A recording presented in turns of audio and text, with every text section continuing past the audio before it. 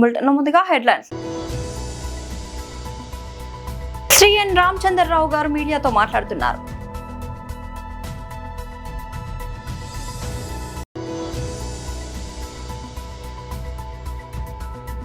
జోగి రమేష్ కుటుంబాన్ని పరామర్శించిన అనంతరం press meet.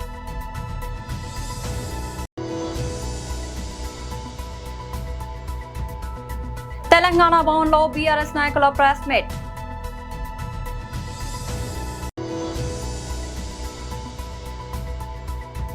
Tihar జైలుకు బాలీవుడ్ నటుడు రాజ్ పాల్ యాదవ్. శ్రీ ఎన్ రామచంద్రరావు గారు మీడియాతో మాట్లాడుతున్నారు. Our President Ramchandra Garu to address the media. మా మెంబర్ ఆఫ్ పార్లమెంట్ రఘునందనరావు గారికి, జిల్లా అధ్యక్షులు అందరూ ఉన్నారు ఇక్కడ, మీడియా మిత్రులకు, ఎలక్ట్రానిక్స్ అండ్ ప్రింట్.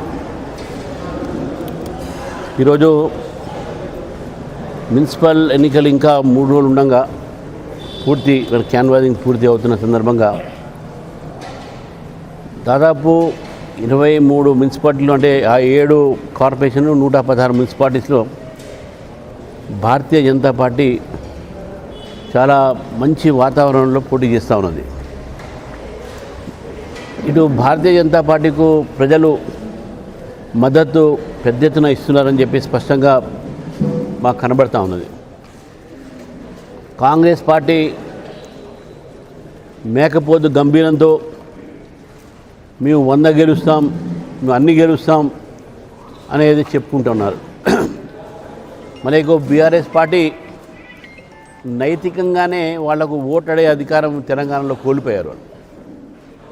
తెలంగాణ ప్రజలు వారికి అధికారం ఇస్తే 10 సంవత్సరాల్లో వారి కుటుంబం చేసినటువంటి ఒక కుంభకోణాలైతే ఏంది, ఈ రాష్ట్రంకు అనేకమైనటువంటి ఒక కష్టాల్లో ఒక ధనిక రాష్ట్రాన్ని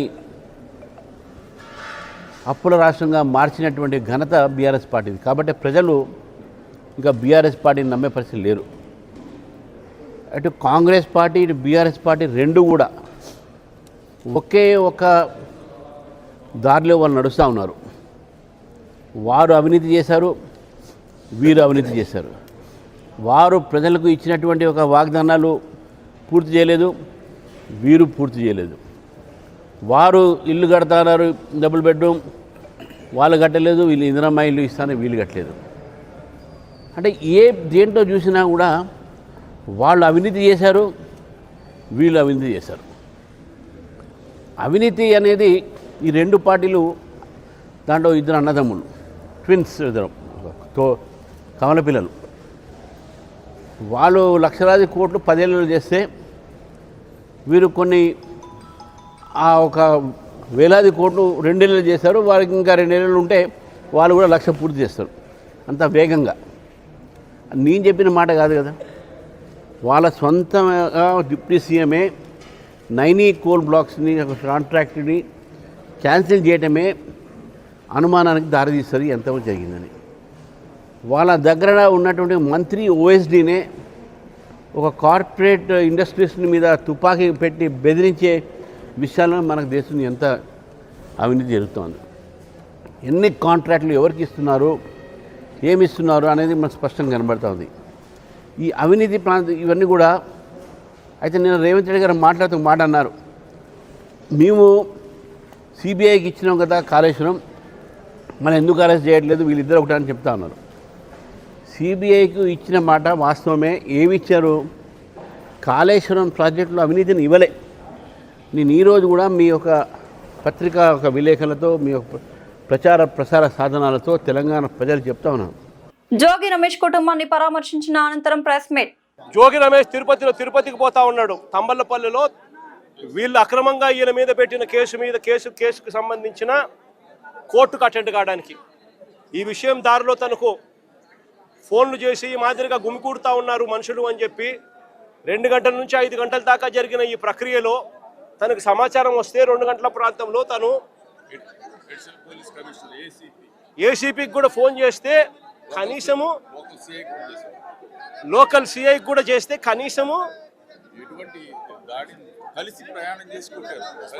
నీకు రెస్పాన్స్ కూడా లేదు, కనీసం రెస్పాన్స్ కూడా లేదు. సిపి కనీసం ఫోన్ కూడా ఎత్తలా.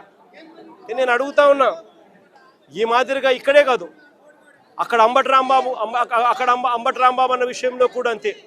పోలీసుల సమక్షంలోనే 5 గంటల నుంచి రాత్రి 1:30 దాకా జరిగిన దహనకాండ, పోలీసుల సమక్షంలోనే 5 బండ్లు 5 కార్లు పగలగొట్టారు. పోలీసుల సమక్షంలోనే ఇల్లు తగలబెట్టిచ్చేశారు, ఆఫీస్ అంతా తగలబెట్టారు.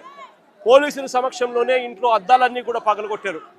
పోలీసుల సమక్షంలోనే ఇంట్లో ఆడోళ్ళను కూడా దూషించారు.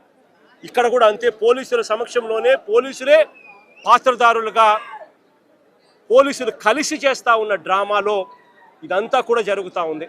నేను అడుగుతా ఉన్నా, వీళ్ళందరికీ కూడా నేను ఒకటే చెప్తా ఉన్నా, ఇవన్నీ కూడా ఆధారాలు ఎక్కడికి పోలా, ఇవన్నీ కూడా ఆధారాలు ఉన్నాయి. NHRC నుంచి సుప్రీంకోర్టు దాకా ప్రతి గడప కూడా తడతాం. రాష్ట్రంలో జరుగుతూ ఉన్న జంగల్ రాజు గురించి ప్రతి ఒక్కరికి కూడా అర్థమయ్యేలా చెప్తాం. ఎక్కడైనా కూడా న్యాయం అనేది డిలే కావచ్చేమో కానీ చంద్రబాబు నాయుడు గారు ప్రభుత్వానికి పెట్టిన దినాలు మాత్రం ఖచ్చితంగా ముగిసాల్సిందే. కళ్ళు మూసుకొని కళ్ళు తెరిచేసరికి 2 ఏళ్ళు అయిపోయాయి. ఇక కళ్ళు మూసుకొని కళ్ళు తెరిచేసరికి మరో 3 ఏళ్ళు కూడా అయిపోతాయి. ఆ తర్వాత వచ్చేది మా ప్రభుత్వమే. ఆ తర్వాత నేను చెప్తా ఉన్నాను, ఇటువంటి అన్యాయమైన ఆఫీసర్లు ఎవరైతే ఉన్నారో, ఎవరైతే కాన్స్పిరసీలో భాగంగా వీళ్ళంతా పాత్రదారులుగా ఉన్నారో, ఈ పోలీస్ ఆఫీసర్లు, ఈ నాయకులు, వీళ్ళతో పాటు వచ్చిన ఈ గూండాగిరి చేసిన వీళ్ళందరినీ కూడా ప్రతి ఒక్కరిని కూడా బోన్లో నిలబెడతాము. ప్రతి ఒక్కరిని కూడా చేసిన అన్యాయానికి శిక్ష వహించక తప్పదు అని చెప్పి కూడా ప్రతి ఒక్కరికి కూడా ఈ సందర్భంగా తెలియజేస్తా ఉన్నాను. చంద్రబాబు నాయుడు గారికి కూడా బుద్ధి జ్ఞానం ఉంటే ఇప్పటికైనా కూడా నేను చెప్తా ఉన్నా, జోగి రమేష్ ఏమన్నాడు, ఊరికి చిప్పు పోయింది అని మాత్రమే అన్నాడు. నేను అడుగుతా ఉన్నా, చిప్పుగన సరిగ్గా ఉంటే ఇవన్నీ ఎవడైనా చేస్తాడా అని అడుగుతా ఉన్నా. చిప్పుగన సరిగ్గా ఉంటే ఎవడైనా ఇలాంటి చేయిస్తాడా అని అడుగుతా ఉన్నా. నిజంగా వీళ్ళకి చిప్పు సరిగ్గా లేదు కాబట్టి ఇవన్నీ చేయిస్తూ ఉన్నారు. చిప్పు లేదు కాబట్టి సిబిఐ తమ రిపోర్ట్లో క్లీన్ చిట్ ఇస్తూ ఉన్నా కూడా టీటీడీలో ప్రసాదంలో ఎటువంటి గొడ్డు మాంసము, ఎటువంటి జంతువుల కొవ్వు, ఎటువంటి పంది కొవ్వు లేదు అని చెప్పి ధృవీకరించినా కూడా, NDDB ల్యాబులు, NDRI ల్యాబులు కూడా ఇవన్నీ కూడా ధృవీకరించి చెప్పినా కూడా చంద్రబాబు నాయుడు గారు ఇంకా రాజకీయ స్వలాభం కోసం కుక్కతోక వంకర అన్నట్టుగా చంద్రబాబు నాయుడు గారు, ఆయన కూటమిలో ఉన్న పవన్ కళ్యాణ్ గారు, ఆయన కూటమిలో ఉన్న చంద్రబాబు నాయుడు గారు కొడుకు లోకేష్ అదే పనిగా మళ్ళీ అదే అబద్ధాన్ని చెప్పి మళ్ళీ అదే నిజం చెయ్యాలి అని చెప్పి ప్రయత్నం చేస్తూ ఉన్న తీరును ఇప్పటికైనా మానుకోవాలి అని చెప్పి వీళ్ళందరికీ కూడా గట్టిగా చెప్తా ఉన్నాను. తెలంగాణ భవన్లో బీఆర్ఎస్ నాయకుల press meet. From the notification మీరు కనుక కేర్ఫుల్గా చూస్తే మున్సిపల్ ఎన్నికలకు సంబంధించినటువంటి ఒక నోటిఫికేషన్ ఇచ్చినటువంటి మొదటి రోజు నుండి మొదలుకుంటే ఇప్పటి వరకు ఆ నోటిఫికేషన్లో ఏదైతే మొత్తం ఎలక్టోరల్ రోల్ వెరిఫికేషన్ ఒకటే రోజులో చేయాలని చెప్పిన తీరు ఇవన్నీ కనుక చూసినట్టయితే దురదృష్టం, రాష్ట్ర ఎన్నికల సంఘం has indulged in a conspiracy colluded with Revanth Reddy government and then brazenly violating the constitution. ఇది మేము తీవ్రంగా ఖండిస్తూ ఉన్నాం. ఎంత దుర్మార్గానికి ఇవాళ పాలకపక్షానికి కాంగ్రెస్ పార్టీకి సంబంధించిన పెద్దలు రేవంత్ రెడ్డి ప్రేరేపితులై ఎట్లా వ్యవహరిస్తుండ్రు అనడానికి కొన్ని ఉదాహరణలు నేను మీ ముందుంచే ప్రయత్నం చేస్తాను. ఈరోజు అలియాబాద్ మున్సిపాలిటీ పరిధిలో మేడ్చల్ నియోజకవర్గంలో మాజీ మంత్రి మల్లారెడ్డి గారి పైననే దాడి చేయాలని చెప్పని ప్రయత్నం చేసినారు. అడ్డుకోవడానికి ప్రయత్నం చేసిన కార్యకర్తల పైన రాళ్లతో కర్రలతో దాడులు చేసి తలకాయలు బలగొట్టి వాళ్ళ క్రూరమైన హింసకు పాల్పడుతుంటే పోలీసులు ప్రేక్షక పాత్ర పోషిస్తున్నటువంటి ఒక విషయాన్ని ఖండిస్తూ ఉన్నాం. రెండవ ఉదంతం, హరీష్ రావు గారు మాజీ మంత్రివర్యులు మంచిర్యాలలో ప్రచారం చేసుకుంటే ప్రచారం చేరిస్తలేరండి. కేతనపల్లి మున్సిపాలిటీ ప్రాంతంలో Is it not the responsibility of the Director General of Police? Is it not the responsibility of the State Election Commission to ensure that fair and free elections are conducted? To ensure that a free environment is provided for the opposition to conduct democratically and peacefully the campaign? ప్రచారం కూడా చేసుకొనియొద్దని చెప్పని మల్లారెడ్డి మీద దాడి చేస్తారు. నువ్వెట్లా ప్రచారం చేస్తావని చెప్పని హరీష్ రావు గారిని అడుగడుగున అడ్డుకునే ప్రయత్నం చేస్తారు. వారిపైన కూడా పెద్ద ఎత్తున దాడులు చేసేటువంటి ఒక ప్రయత్నం చేసినారు. దానికి ప్రోత్సాహం ఇచ్చింది స్థానికంగా ఉన్న మంత్రులు అని చెప్పని వార్తలు వస్తూ ఉన్నాయి. గుడ్డి గుర్రం పళ్ళు తవ్వుతూ ఉందా ఎన్నికల సంఘం పోలీసులను మేము అడుగుతూ ఉన్నాం. ఇద్దరు మాజీ మంత్రుల పైన ఇవాళ దాడులు జరిగేటువంటి ఒక పరిస్థితి దిగజారింది అంటే ఈ రాష్ట్రంలో శాంతి భద్రతలు ఉన్నాయా? ఈ రాష్ట్రంలో ఎన్నికలు సజావుగా సాగుతాయా? ఎన్నికల సంఘం రాసిచ్చేయరు, లేకపోతే మొత్తానికి కాంగ్రెస్ పార్టీకి అన్ని మున్సిపాలిటీలు మరిగా ఎందుకు ఎన్నికలు ఇవంతా 100 కోట్ల రూపాయలు ఖర్చు పెట్టి ఇంత పెద్ద ప్రభుత్వ యంత్రాంగం, ప్రజలు, లైన్లు, ప్రచారాలు ఎందుకు మరిగా? మీకు అంత కాంగ్రెస్ పార్టీకి అంత ప్రేమ ఉంటే, అంత ఉలకబోసుకోదలుచుకుంటే మీరు రాసిచ్చేయండి. ఓకే, కొనసాగింపుగా కోదాడలో మామిడి దివ్య అని చెప్పని బీఆర్ఎస్ అభ్యర్థిని కిడ్నాప్ చేసి పడేస్తారు. బెదిరించి అదిరించి బుర్కా వేసుకొని కప్పుకొని ఆ అమ్మాయిని కిడ్నాప్ చేసే ప్రయత్నం చేస్తారు. సాక్షాత్తు స్పీకర్ గడ్డం ప్రసాద్ గారి వికారాబాద్ నియోజకవర్గంలో ఏకగ్రీవంగా బీఆర్ఎస్ పార్టీకి సంబంధించినటువంటి ఒక కౌన్సిలర్లు ఎన్నిక కాగానే బయటికి గుంజుకొచ్చి వాళ్ళని బెదిరించి అదిరించి వాళ్ళకు కాంగ్రెస్ పార్టీ కండువాలు కప్పుతున్నారు. బాలీవుడ్ నటుడు రాజ్ పాల్ యాదవ్ గురువారం తీహార్ జైలు అధికారుల ముందు లొంగిపోయారు. చెక్ బౌన్స్ కేసులో ఢిల్లీ హైకోర్టు ఆయనకు జైలు శిక్ష విధించింది. ఈ నెల 2న సరెండర్ కావాలని ఆదేశించగా గడువు పెంచాలంటూ రాజ్ పాల్ విజ్ఞప్తి చేశారు. దీనిపై ఆగ్రహం వ్యక్తం చేసిన హైకోర్టు వెంటనే లొంగిపోవాలంటూ బుధవారం ఆదేశాలు జారీ చేసింది. చెక్ బౌన్స్ కేసు తమ సంస్థ నుంచి తీసుకున్న రుణాన్ని చెల్లించేందుకు రాజ్ పాల్ యాదవ్ ఆయన భార్య ఇచ్చిన చెక్ బౌన్స్ అయిందంటూ Murali projects private limited company 2018లో కోర్టును ఆశ్రయించింది. ఈ కేసును విచారించిన ఢిల్లీ హైకోర్టు రాజ్ పాల్ దంపతులను దోషులుగా తేల్చింది. రాజ్ పాల్ కు 6 నెలల జైలు శిక్ష విధించింది. దీనిపై నటుడు అప్పీల్ చేసుకోగా 2019లో సెషన్ కోర్టు కూడా ఈ శిక్షను సమర్థించింది. దీన్ని సవాల్ చేస్తూ రాజ్ పాల్ ఢిల్లీ హైకోర్టును ఆశ్రయించారు. హైకోర్టు స్టే 2024లో ఢిల్లీ హైకోర్టు రాజ్ పాల్ కు విధించిన జైలు శిక్షపై స్టే విధించింది. రాజీ కుదుర్చుకోవాలంటూ రాజ్ పాల్ కు సూచించగా మురళీ ప్రాజెక్ట్స్ కు డబ్బు చెల్లిస్తానని రాజ్ పాల్ కోర్టుకు హామీ ఇచ్చారు. అయితే ఆయన మాట నిలబెట్టుకోలేకపోవడంతో హైకోర్టు ఆగ్రహం వ్యక్తం చేస్తూ జైలు అధికారుల ముందు లొంగిపోవాలని ఆదేశించింది. అమర్పేట్ నియోజకవర్గంలోని ఆజాదీ నగర్, ప్రేమ్ నగర్ వివిధ బస్తీల్లో సీసీ రోడ్ ప్రారంభోత్సవానికి ముఖ్య అతిథిగా ఎమ్మెల్యే కాలేరు వెంకటేష్ పాల్గొని స్థానిక corporator Vijay Kumar Goud, division president Siddhartha Mudraj, మాజీ డివిజన్ అధ్యక్షుడు లింగారావు ఆధ్వర్యంలో సీసీ రోడ్ ఇన్నోవేషన్ చేపట్టారు. అనంతరం బస్తీలలో ప్రజలు పడుతున్న ఇబ్బందులను వాళ్లతో కలిసి అడిగి తెలుసుకున్న ఎమ్మెల్యే కాలేరు వెంకటేష్ అధికారులను వెంటనే ప్రజల సమస్యలను తీర్చాలని కోరారు. ప్రజలకు ఏళ్ల వేళ మేము ఉంటామని భరోసా ఇస్తూ బస్తీలలో స్థానిక నాయకులతో బస్తీలలో పాదయాత్ర చేశారు. అనంతరం అమర్పేట్ కార్పొరేటర్ మాట్లాడుతూ గత 5 ఏళ్లుగా డివిజన్ లో తను చేపట్టిన అభివృద్ధి కార్యక్రమాలు మళ్లీ పార్టీని గెలిపిస్తాయని, అదేవిధంగా పార్టీ అవకాశం ఇస్తే మళ్లీ పోటీ చేస్తానని తెలిపారు.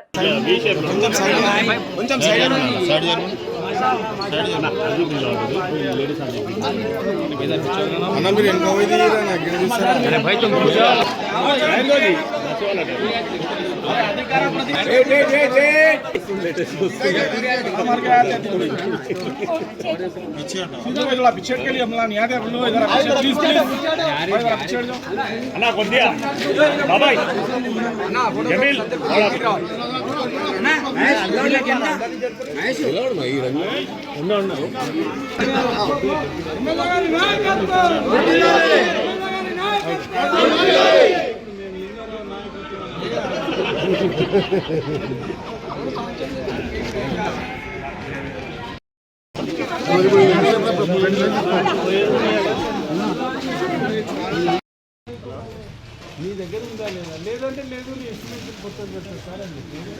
అన్నాడు బ్యాలెన్స్ మిగులుతా 4 వేలకు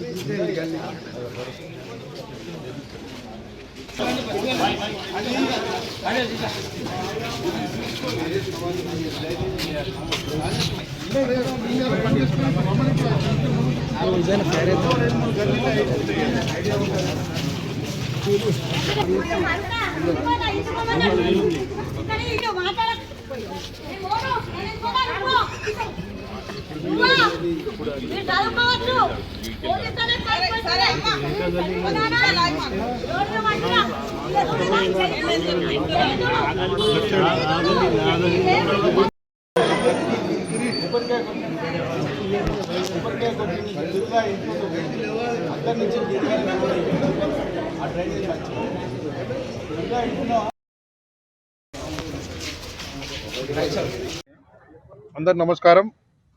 ఇవాళ ప్రేమ్నగర్లో రోడ్ ఇనాగ్రేషన్ అయింది 35 లక్షలతోని. అలాగే మన ప్రేమ్నగర్లో హైమావతి స్కూల్ దగ్గర డ్రైనేజ్ లైన్ ఇనాగ్రేషన్ అయింది, సెవరేజ్ లైను, అది 3 లక్షలతోని. ఇవాళ 2 ఇనాగ్రేషన్లు మా ఎమ్మెల్యే కళ్యాణ్ వెంకటేష్ గారు ద్వారా చేయడం జరుగుతుంది. అలాగే బస్సులో తిరిగితే కొన్ని సమస్యలు చెప్పారు జనాలు. ఎక్కడ వెళ్ళినా కూడా కొద్దిగా రోడ్ ఇనాగ్రేషన్కి వెళ్తే ముఖ్యంగా సమస్య డ్రైనేజీ చెప్తున్నారు, లేకపోతే వాటర్ పొల్యూషన్ అని చెప్తున్నారు. దాన్ని కూడా త్వరలో పరిష్కరిస్తామని చెప్తున్నాము. గత 5 సంవత్సరాల నుంచి కూడా నిరంతరం కృషి చేస్తూ ప్రజల వెంబడి ఉంటూ ప్రజలకు ఏ సమస్య ఉన్నా ముంగడికెళ్ళి చేసుకుంటూ జరుగుతుంది. దానికి మా ఎమ్మెల్యే గారి పూర్తి సహాయ సహకారాలతోనే ఈ కార్యక్రమాలు జరుగుతున్నాయి. తను ఏ విషయం ఉన్నా కూడా, ఎక్కడ ఉన్నా కూడా, తమ్మి ఏ రోడ్ అయినా సరే, ఏ డ్రైనేజ్ అయినా సరే మనం సొంత డబ్బులతోనే చేయించవచ్చు. కానీ కొన్ని విషయాల్లో కూడా తన సొంత డబ్బులు కూడా ఖర్చు పెట్టి ఇవాళ బస్తీలలో డ్రైనేజ్ సమస్య, రోడ్ శాంక్షన్ అయితే అక్కడ కొద్దిగా డ్రైనేజ్ సమస్య ఉంటే అక్కడ కూడా చేయడం జరుగుతున్నది. దీనికి ప్రజలు కూడా మంచి స్పందన చేస్తున్నారు.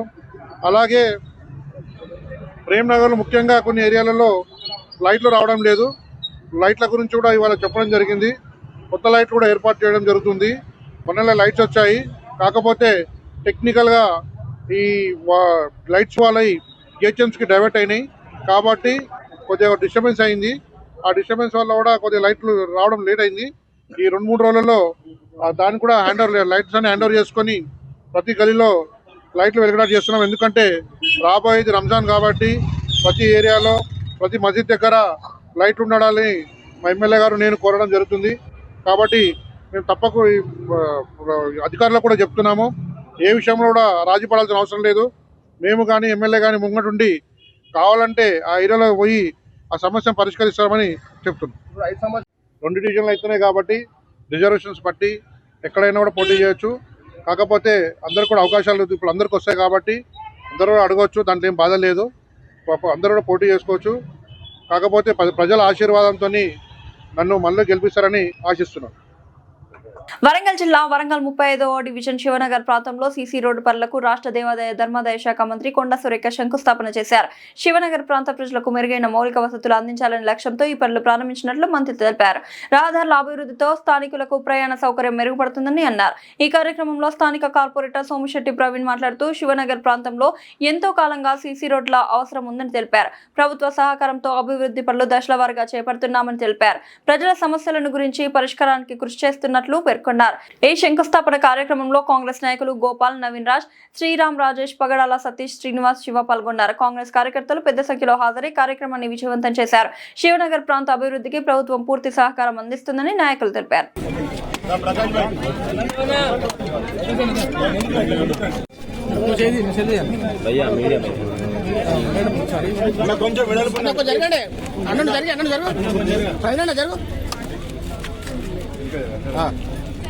జరగనా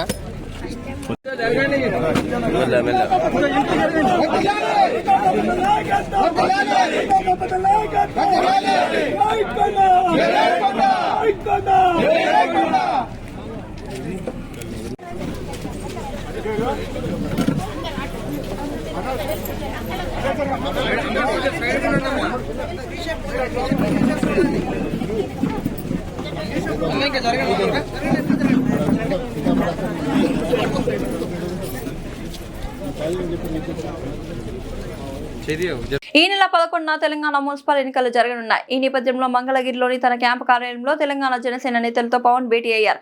తెలంగాణ మున్సిపల్ ఎన్నికల గురించి వారితో చర్చించారు.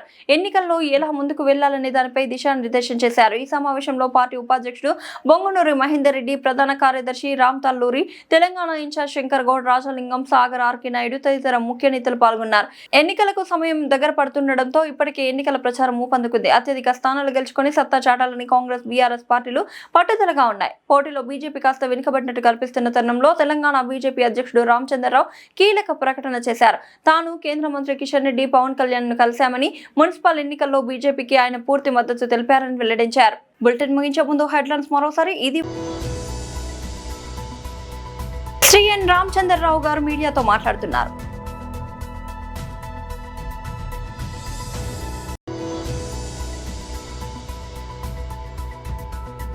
జోగి రమేష్ కుటుంబాన్ని పరామర్శించిన అనంతరం ప్రెస్ మీట్.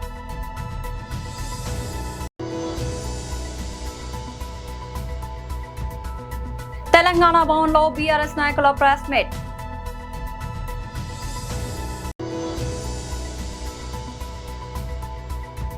తీహార్ జైలుకు బాలీవుడ్ నటుడు రాజ్ పాల్ యాదవ్.